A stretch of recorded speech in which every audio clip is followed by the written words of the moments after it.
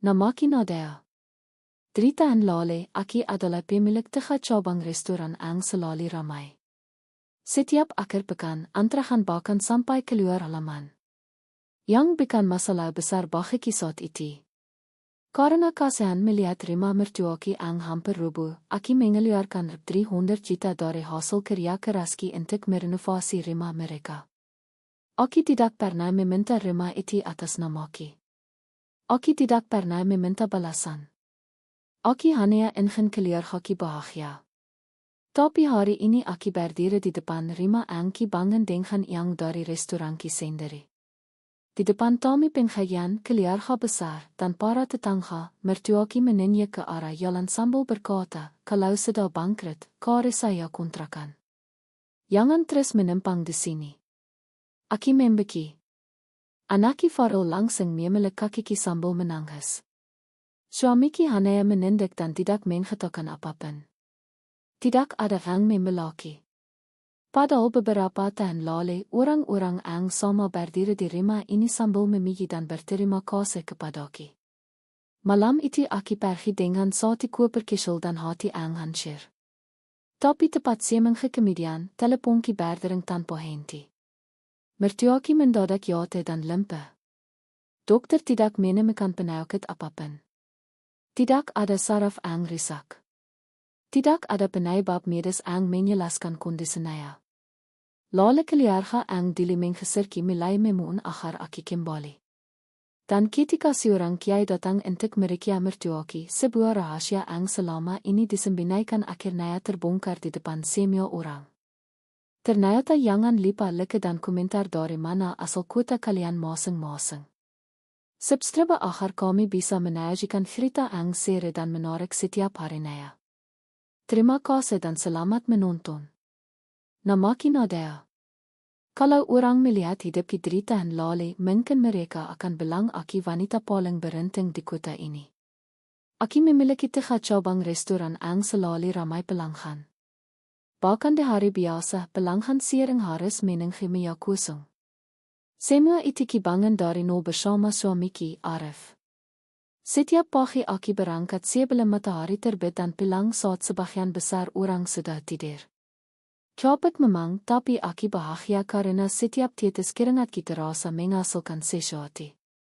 Saat itulah Aki pertama kali melihat kondisi rumah mertuaki ang semakin memprihatinkan.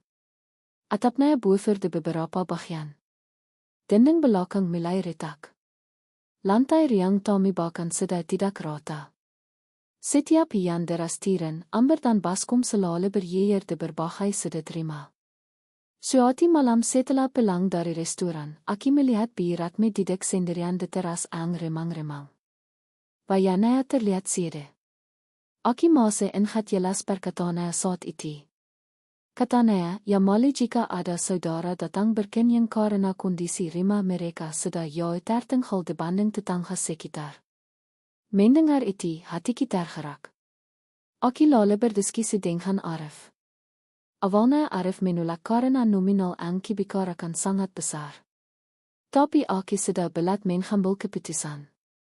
Aki ingin membantu. Bukan karena ingin dipilih, bukan karena ingin dianggap hebat. Aki hanya ingin orang tua suamiki hidup lebih nyaman. Akhirnya Aki mengeluarkan hampir 300 juta dari kiantengan restoran untuk renovasi rumah mereka. Proses pembangunan berlangsung hampir 5 bulan. Aki ang memilih material, Aki ang membayar tukang, Aki ang mengira semua kebutuhan renovasi. Bahkan beberapa kali Aki harus bolak-balik dari restoran ke lokasi pembangunan hanya untuk memastikan semuanya berjalan lancar. Saat rumah itu selesai dibangun, hasilnya jauh lebih bagus dari yang dibayangkan. Rumah 2 lantai, ruang tamu luas, dapur baru, teras besar, dan halaman depan yang cukup untuk menampung banyak tamu. Biratme menangis haru saat pertama kali melihat hasilnya. Saat itu Aki benar-benar merasa semua pengorbanan kita terbayar. Tapi ternyata Aki terlalu cepat merasa bahagia. Karena setelah rumah itu berdiri megah, perlahan semuanya mulai berubah. Biratme semakin sering mengadakan pengajian. Hampir setiap bulan ada acara kumpul keluarga. Saudara-saudara jou melai berdatang gaan. Tetang gaan yoga sering berkenyang. Ang membiat kiharan setiap kali ada ang. Memigi rima iti birat meselale tersenem bangha. Namen tidak pernah sekalipun menaibet namaki. Awalnya aki tidak mempermasalahkan. Aki berpikir mungkin iti hal kesel. Tapi lama-kelamaan aki mulai menyadari sesuatu. Setiap tamu datang, mereka mengira rima iti dibangun dari hasil kerja keras Bi Ratmi dan anak-anaknya. Dan Bi Ratmi tidak pernah meliraskan. Bahkan beberapa kali aki mendengar sendiri saat beliau berkata, sekerla keluarga kami akhirnya bisa membangun rima seperti ini.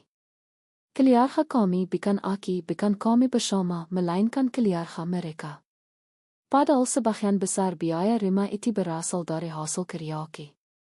Aki mulai merasa asing di rima ang pernah ki bangun dengan penuh cinta. Namun, aki tetap memilih diam karena bagi saat itu ang penting keluarga tetap reken. Sayangnya, diam ki istri menjadi awal dari semuanya. Suatu pagi saat sedang mengecek laporan restoran ponsel ki berdering. Ang menelepon adalah Dimas, manajer keperkaan ki ang sudah bekerja hampir 7 tahun. Suara Dimas terdengar berbeda, panik, gegap, dan seperti sedang menambahkan sesuatu. Bak nadaya kita punya masalah besar. Jantung ki langsung berdebar. Aki berdiri dari kursi. Ada apa, Mas? Beberapa detik yening, lalu kalimat berikutnya keluar dari mulutnya. Kalimat ang menjadi awal kanciran hidup ki, Mbak. Yang perasaan hilang dalam jumlah ang sangat besar.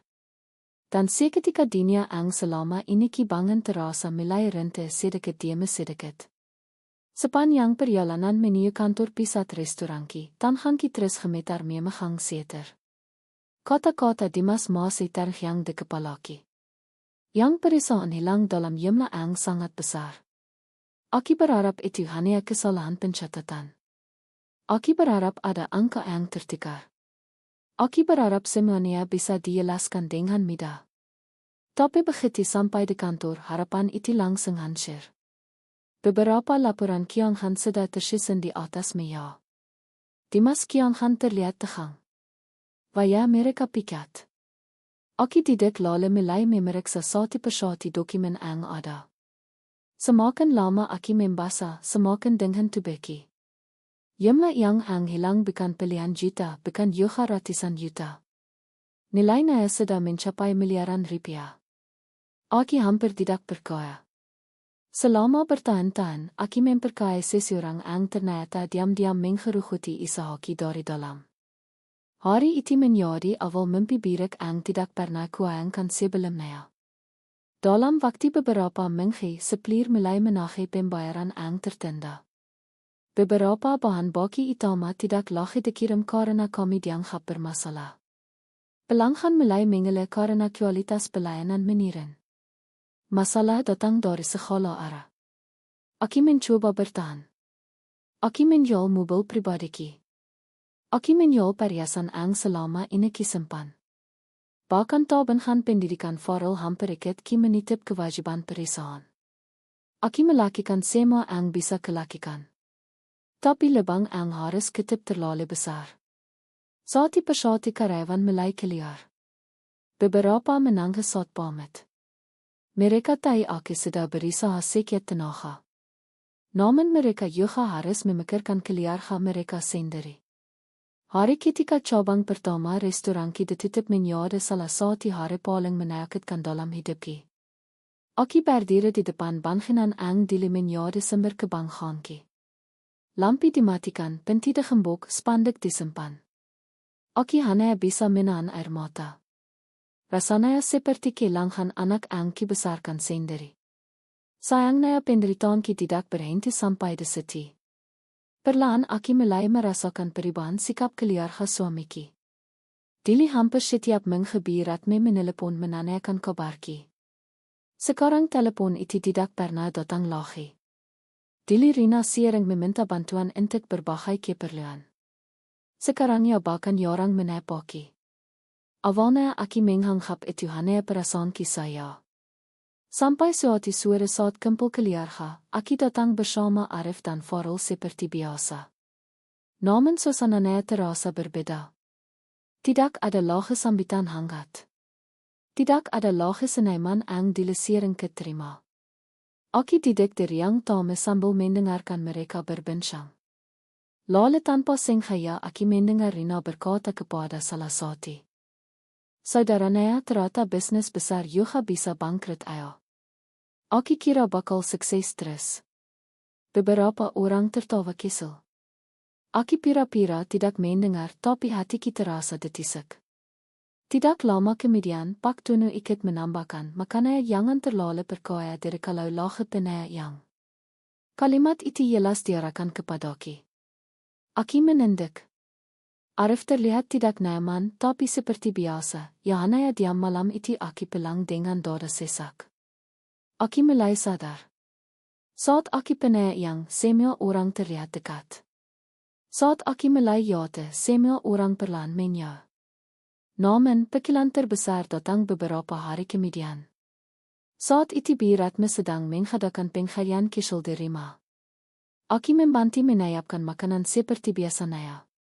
Ketika sedang membawa nampan ke dapur, aku mendengar beberapa tamu memilih rumah itu. Rumahnya bagus sekali, Biratme langsung tersenyum bangga. Lalu salah satu tamu bertanya siapa yang membiayai renovasinya. Aku sempat menoleh. Entah kenapa aku berharap kali ini beliau akan yiir tapi harapan itu kembali hancur. Biratme hanya tertawa kecil lalu berkata, namanya juga Isa keluarga. Semua ikut membantu. Aku membeki. Bahkan setelah semua yang terjadi, namaki masih tidak layak disebut. Malam itu saat tamu mulai pulang, aku tanpa sengaja mendengar percakapan yang membuat langkahku berhenti. Biratme sedang berbicara dengan Rina di ruang tengah. Suaranya pelan tapi cukup jelas untuk didengar. Kalau keadaan Nadia terus begini, lama-lama dia malah jadi beban keluarga. Rina langsung menjawab, ya, Bi. Jangan sampai nanti kita ikut menanggung hidup mereka. Aku merasa seperti kehilangan napas beban keluarga setelah semua yang pernah diberikan. Setelah rumah ini berdiri karena hasil karya kerasku, kini aku disebut beban. Aku berdiri memotong beberapa detik dan untuk pertama kalinya dalam hidupku, aku merasa rumah itu bukan lagi tempat yang menambutku, melainkan tempat yang sedang menunggu waktu untuk meningkatkanku. Dan aku belum tahu bahwa waktu itu ternyata sudah sangat dekat. Beberapa hari setelah mendengar percakapan Biratme dan Rina, aku berusaha meyakinkan diriku sendiri bahwa mungkin aku salah paham. Mungkin mereka hanya sedang emosi, mungkin mereka tidak benar-benar berniat meningkatkanku. Aku terus mencoba berpikir positif, tapi kenyataan yang menungguku ternyata jauh lebih kejam. Menghi itu Biratme menghadapan pengharian besar di rumah. Sejak pagi pilihan kursus sudah ditata di teras dan ruang tamu. Beberapa ibu-ibu datang membawa makanan. Saudara-saudara dari luar kota juga mulai berdatangan. Rumah yang diliki banti bangun dengan yang restoranki kembali ramai. Seperti biasanya aku membantu menyiapkan segala kebutuhan akara. Aku memasak di dapur, mengatur minuman, menyiapkan konsumsi tamu. Tidak ada yang memintaku. Aku melakukannya karena merasa masih bagian dari keluarga ini. Saat pengharian selesai, para tamu mulai menikmati hidangan. Obrolan pun mengalir ke berbagai arah. Ada yang membahas usaha, ada yang membahas anak-anak, ada juga yang membahas kondisi ekonomi yang sedang sulit. Entah bagaimana pembicaraan akhirnya mengarah kepadaku. Salah satu tamu bertanya kepada Biratme. Nadia sekarang masih mengurus restorannya. Bi, Rianhan mendadak terasa senai. Aku yang sedang membawa teku langsung berhenti melangkah. Biratme tersenyum tipis lalu menjawab dengan suara yang cukup keras untuk didengar semua orang. Restorannya sudah banyak masalah sekarang. Beberapa cabangnya tutup. Aku menunduk. Beberapa tamu saling berpandangan. Lale birat me melan yetkan, namana yoga isaha, kadang di atas, kadang di bawah. Tapi kalau sudah tidak sanggup, ayo harus sadar diri. Aki mulai merasa tidak nyaman. Namun ternyata itu belum seberapa. Rina ang didik di dekatnya langsung ikut menempoli. Ya, dilise semua kelihatan hebat, sekarang mulai jadi repot sendiri. Beberapa orang tertawa kesal. Dadaki terasa sesak. Aki berusaha tetap tenang dia menjaga suasana. Tapi penginan itu terus berlanjut. Pak Tunu ikut berkata, makanya jangan terlalu berani hidup besar kalau akhirnya tidak kiat mempertahankan. Kali ini Aki melihat beberapa tamu mulai merasa tidak enak. Mereka tahu pembicaraan itu mengarah kepadaki, namun tidak ada yang berani menela. Aki mencoba pergi ke dapur. Tapi saat itulah suara birat kembali menghentikan langkah Aki. Nadaya, Aki menoleh. Semua mata kini tertuju kepada Aki. Birat tersenyum.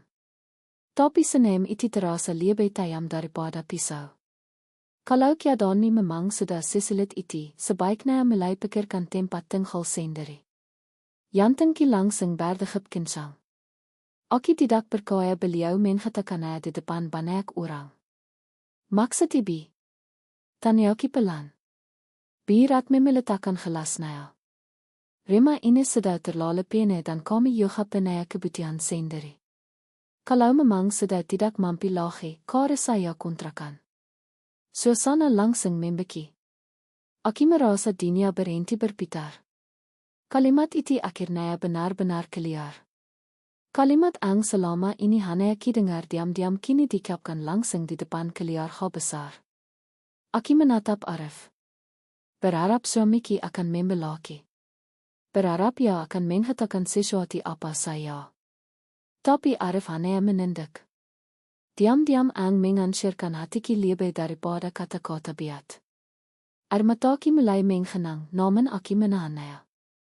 Aki tidak ingin menangis di depan mereka. Saat itulah Farel datang menghampiriku. Anakku memegang tanganku. Mama, kenapa? Aki tersenyum paksa. Tidak apa-apa, nak. Tapi anak kesal tidak pernah bisa dibohongi. Farel memiliki erat dan pelikan itu justru membuat pertahananku runtuh. Malam itu setelah selire tamu pulang, Aki masuk ke kamar dan mulai memasukkan pakaian ke dalam koper. Arif mencoba menghentikanku, tapi untuk pertama kalinya Aki tidak ingin mendengar penjelasan apapun. Aki sudah terlalu lelah, terlalu terluka. Jika Rima angki bangun dengan yang hasil kerja kerasku sendiri sudah tidak menginginkanku, untuk apa Aki bertahan. Menjelang tengah malam, Aki keluar membawa satu koper. Farel berjalan di sampingku sambil terus menangis. Aki menoleh untuk terakhir kalinya ke Rima itu. Rima ang pernah ki bangun dengan cinta. Rima ang kini menggeserki tanpa rasa bersalah. Aki lalu masuk ke mobil dan pergi menuju sebuah kontrakan kesel ang baru saya ki sewa sore tadi. Saat Aki duduk di lantai kontrakan ang masih kosong bersama Farel, air mata ang siak tadi ketan akhirnya jatuh. Aki merasa benar-benar sendirian. Namun Aki tidak tahu bahwa hanya beberapa hari lagi keadaan akan berbalik dengan cara yang tidak pernah dibayangkan siapapun. Termasuk Biratmi. Karena tepat seminggu setelah Aki pergi dari Rima itu, sebuah kejadian mengerikan akan membuat seluruh keluarga panik dan mulai mencari-cari namaki. Sudah tepat 7 hari sejak Aki meninggalkan Rima Biratmi. 7 hari tinggal di kontrakan kesel ang bahkan perabotannya belum lengkap. 3 hari mencoba menerima kenyataan bahwa hidupku benar-benar berubah. Malam itu Aki baru saya menyederkan Farel ketika ponselku berdering. Nama Arif muncul di layar. Entah kenapa dadaku langsung terasa tidak enak. Aki segera mengangkat telepon. Halo. Di seberang sana terdengar suara napas ang terbiru-biru. Nat ibu jatuh. Aki langsung berdiri. Jatuh. Maksudnya terdengar panik. Ibu tiba-tiba jatuh di riang Tommy. Sekarang kakinya tidak bisa digerakkan. Jantungku langsung berdehap kencang. Meskipun aki maase terlike ule perlakianaya, aki tetap terkiet mendengar kabar iti. Malam itu yoga biratmi dibawa ke rumah sakit. Aki tidak ikut datang. Tapi sepanjang malam Arif terus memberi kabar. Dokter melakukan pemeriksaan, tes darah, pemeriksaan saraf, pemindaian. Namun hasilnya membuat semua orang bingung. Tidak ada penembatan, tidak ada stroke, tidak ada kerusakan saraf, tidak ada penyakit yang bisa menjelaskan kenapa kedua kaki biratmi tiba-tiba tidak berfungsi. Awalnya semua mengira itu hanya kondisi sementara, mungkin kelelahan, mungkin efek usia. Namun, hari demi hari berlalu, kondisinya tidak membaik, justru semakin aneh. Biratmi mulai sulit tidur. Hampir setiap malam ia terbangun sambil berteriak. Kadang menangis, kadang memanggil-manggil seseorang, kadang ketakutan tanpa alasan yang jelas. Arif mulai terlihat kelelahan. Rina. Ang biasanya paling banyak bicara juga mulai kehilangan percaya diri. Pak toen mondar-mandir ke berbagai rumah sakit mencari pendapat dokter lain, tapi semua jawabannya sama, tidak ada penyebab medis yang jelas. Di minggu kemudian, kabar tentang kondisi biratmi mulai menyebar ke lingkungan sekitar. Tetangga mulai membicarakannya. Beberapa merasa kasihan, sebagian lagi mulai menghubungkan kejadian itu dengan berbagai hal yang tidak masuk akal. Ang paling terasa adalah suasana rumah biratmi mulai berubah. Rumah ang biasanya ramai penghadian kini mulai sepi. Beberapa tamu ang dulu hampir selalu datang perlahan menghilang. Biratmi ang biasanya menjadi pusat perhatian kini hanya terbaring di kamar. Suatu sore Arif datang ke kontrakanki. Wajahnya jauh lebih tua dibanding beberapa minggu sebelumnya. Ya tidak diam cukup lama sebelum akhirnya berbicara. Nadaya, aki tahu aki tidak pantas meminta apapun darimu, tapi kondisi ibu makin buruk. Aki tidak langsung menjawab. Masih ada luka yang belum sembuh di hatiku. Aki masih ingat bagaimana aki diser. Aki masih ingat bagaimana Farel menangis saat kami meninggalkan rumah itu. Namun, aki juga tidak bisa berpura-pura tidak peduli. Bagaimanapun, Biratmi adalah ibu dari suamiku. Aki akhirnya bertanya, dokter bilang apa sekarang? Arif menggeleng. Semua hasil tetap normal. Tidak ada yang bisa menjelaskan. Aki terdiam. Saat itulah Arif mengatakan sesuatu yang membuat buluku deki meremang. Beberapa malam terakhir, ibu sering bilang ada seseorang yang berdiri di sudut kamarnya. Aki langsung menatapnya. Maksudmu? Aki juga tidak tahu. Kadang ibu bilang ada yang memperhatikannya, kadang bilang mendengar suara orang menangis. Tapi saat kami periksa, tidak ada siapa-siapa. Aki tidak tahu harus percaya atau tidak. Aki menarik napas panjang. Masalah ini mulai terasa lebih besar daripada yang kubayangkan. Beberapa hari kemudian, Beselastri, tetangga lama yang sangat mengenal keluarga kami, datang menemui. Beliau terlihat rahi-rahi. Setelah berbincang sebentar, beliau akhirnya berkata, Nadaya, mungkin ini bukan irisanki, tapi menurutku keluargamu harus mencari bantuan lain selain rumah sakit. Aki mengerti. Bantuan lain. Beselastri menganggap pelan. Aki pernah melihat kejadian seperti ini dulu. Dokter tidak menemukan apa-apa. Tapi setelah didatangi orang yang paham agama, ada banyak hal yang akhirnya terungkap. Aki tidak langsung menanggapi, tapi kata-kata itu terus teringat di kepalaki dan ternyata Aki bukan satu-satunya yang mendengarnya. Karena malam itu juga seorang istas yang sering mengisi penghadian di rumah Biratmi datang menyengak. Setelah melihat kondisi Biratmi dan berbicara cukup lama dengan keluarga, ia mengungkapkan satu kalimat yang membuat selera ruangan hening. Kalau semua pemeriksaan sudah dilakukan dan tidak menemukan penyebabnya, mungkin sudah waktunya memanggil seseorang yang bisa melihat masalah ini dari sisi yang berbeda. Semua orang saling berpandangan. Lalu istas itu menyebut satu nama, Kiai Hasim. Nama yang sangat dihormati di daerah kami. Dan tanpa disadari siapapun, kedatangan Kiai itu akan membuka rahasia yang selama ini disembunyikan keluarga kami. 2 hari setelah keluarga menghubungi Kiai Hasim, aku kembali mengenyakan kaki di rumah yang pernah menggeserki. Perasaanku campur aduk, marah, sedih, kecewa, tapi juga kasihan. Saat mobilku berhenti di depan rumah, aku melihat suasana yang sangat berbeda dibanding beberapa minggu lalu. Biasanya rumah itu ramai suara tawa dan obrolan. Sekarang terasa senai tegang.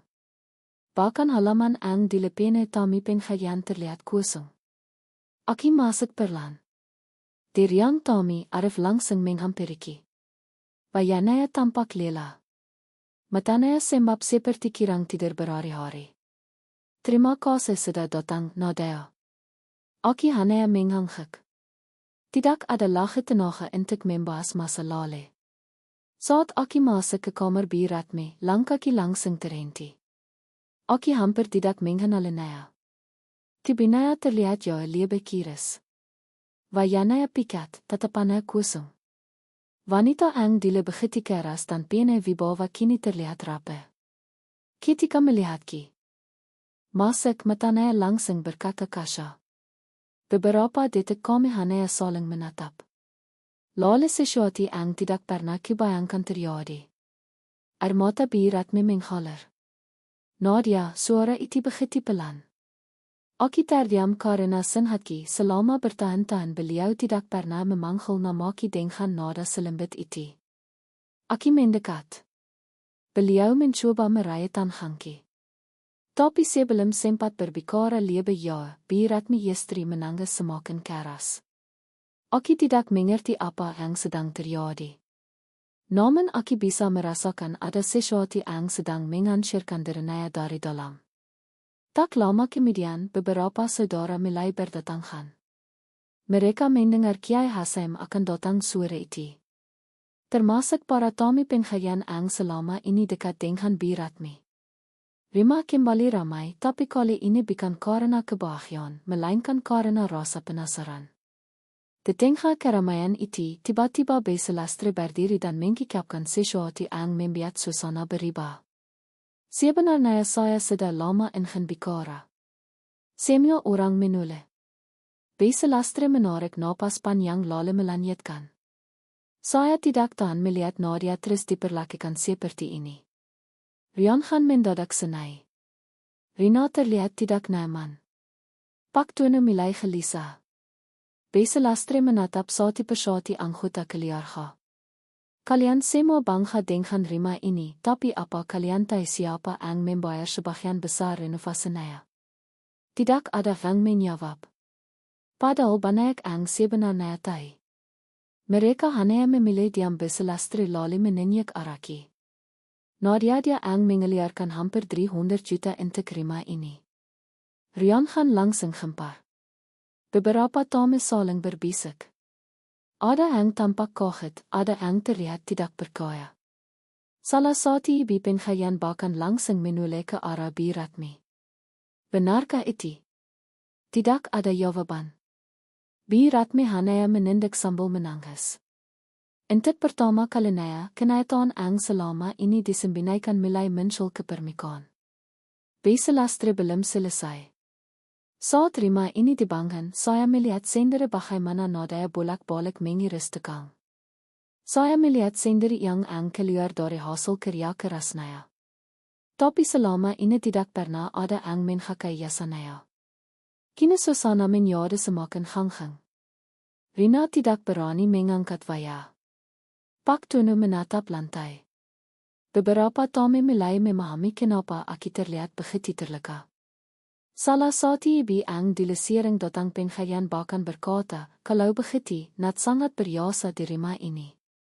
Kalimat itu membuat dadaku sesak. Bukan karena bangga, tapi karena akhirnya ada seseorang yang mengatakan kebenaran setelah sekian lama. Tak lama kemudian terdengar suara mobil berhenti di depan rumah. Semua orang langsung menoleh. Arif berjalan keluar. Beberapa menit kemudian, ia masuk kembali bersama seorang pria tua berjubah putih sederhana. Wajahnya tenang, tatapannya teduh. Kiai Hasaim akhirnya datang. Semua orang berdiri menyambut beliau. Namun al ang paling mengkhianatkan terjadi saat Kiai Hasaim baru melangkah masuk ke ruang tamu. Beliau belum berbicara apapun, belum memeriksa Bi Ratmi, belum menanyakan apapun, tetapi beliau langsung menatap ke arah Bi Ratmi dan berkata dengan suara pelan, penyakit ini bukan dimulai dari tubuh. Kalimat itu membuat selera ruang hening. Lalu Kiai Hasaim melanjutkan. Ini berawal dari hati ang terlalu lama menyakiti orang ang pernah berbuat baik. Dan seketika waya selera keluarga berubah pikat. Setelah semua anggota keluarga berkumpul di ruang tamu, suasana rumah menjadi sangat senai.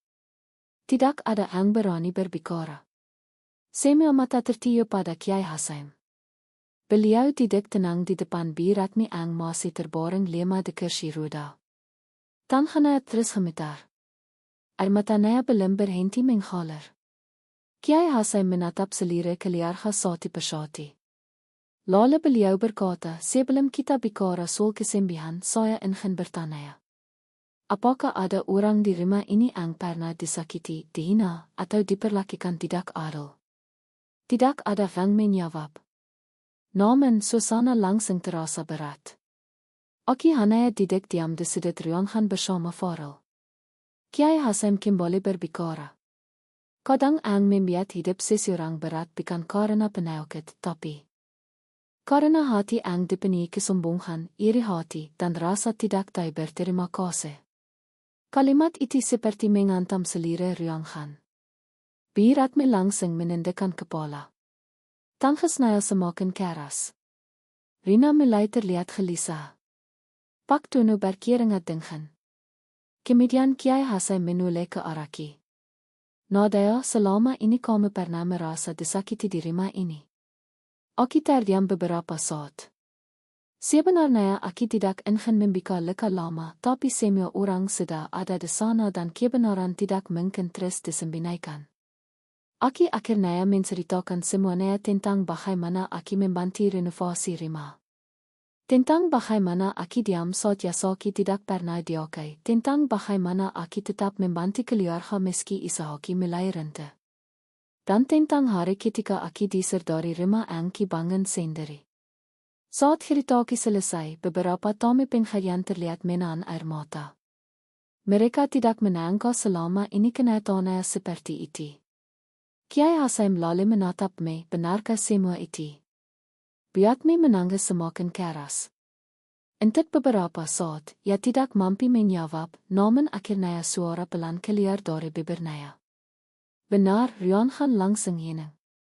Aki melihat Arif memejamkan mata. Seolah selama ini ia juga memikul rasa bersalah yang besar. Bi Ratmi lalu berkata sesuatu yang tidak pernah dibayangkan siapapun. Saya iri pada Nadaya. Semua orang langsung terkejut. Bahkan Aki sendiri membeki. Bi Ratmi kembali menangis. Saya iri karena dia berhasil.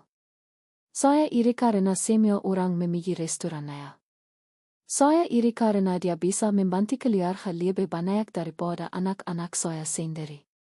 Kalimat demi kalimat keluar seperti bendungan yang peka. Selama ini saya takut orang menganggap rumah ini berdiri karena bantuan menanti. Saya ingin semua orang mengira keluarga kami yang membangunnya sendiri. Rina langsung menangis. Pak Tunu menunduk dalam-dalam. Beberapa tamu penghayat saling berpandangan. Mereka tidak menyangka akar masalahnya ternyata bukan yang melainkan iri hati. Kiai Hasaim mengangguk pelan lalu berkata, kesalahan terbesar bukan saat seseorang iri, tapi saat rasa iri membuatnya menyakiti orang yang pernah berbuat baik. Bi Ratmi menangis tersedih-sedih. Untuk pertama kalinya Aki melihat wanita yang selama ini selalu keras itu benar-benar hancur. Beliau lalu memandang ke arah Ki. Nadaya, maafkan saya. Saya sudah sangat jahat kepada kami. Suasana ruangan langsung berubah hari. Aki sendiri tidak tahu harus berkata apa. Luka yang Ki terima terlalu banyak. Tapi melihat kondisinya saat itu, kemarahan Ki perlahan menghilang. Kemudian Kiai Hasaim meminta semua orang berdiri. beliau memimpin doa bersama. Setelah itu beliau kembali duduk. Namun sebelum acara selesai, Biratme tiba-tiba meminta sesuatu. Tolong ambilkan map kokelah di lemari kamar saya. Semua orang terlihat bingung. Arif segera masuk ke kamar lalu kembali membawa sebuah map tebal. Biratme menatap map itu cukup lama. Air matanya kembali jatuh. Lalu ia berkata, sudah terlalu lama saya menyimpan ini. Hari ini semuanya harus tahu. Kalimat itu membuat seluruh keluarga saling berpandangan. Tidak ada yang tahu isi map tersebut.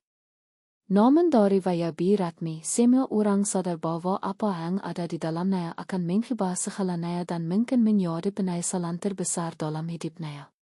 Semua mata tertuju pada map koklat yang berada di tangan Biratme. Suasana rima begitu senai sampai suara napas orang-orang terdengar jelas. Biratme membuka map itu perlahan. Tangannya masih gemetar. Lalu ia menaikkan beberapa lembar dokumen kepada Arif. Tolong bacakan. Arif menerima dokumen itu dengan bingung. Beberapa detik kemudian wajahnya berubah, matanya membesar. Ia menatap ibunya seolah tidak percaya dengan apa yang sedang dibacanya. Suara Arif bergetar. Biratme hanya menganggap pelan. Bacakan. Arif menarik napas panjang lalu mulai membaca isi dokumen tersebut di depan seluruh keluarga.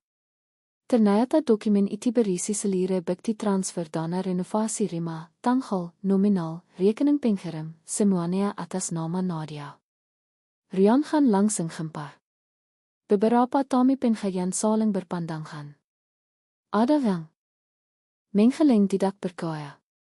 Ada yang menatapki dengan rasa iba, tapi kita belum berhenti.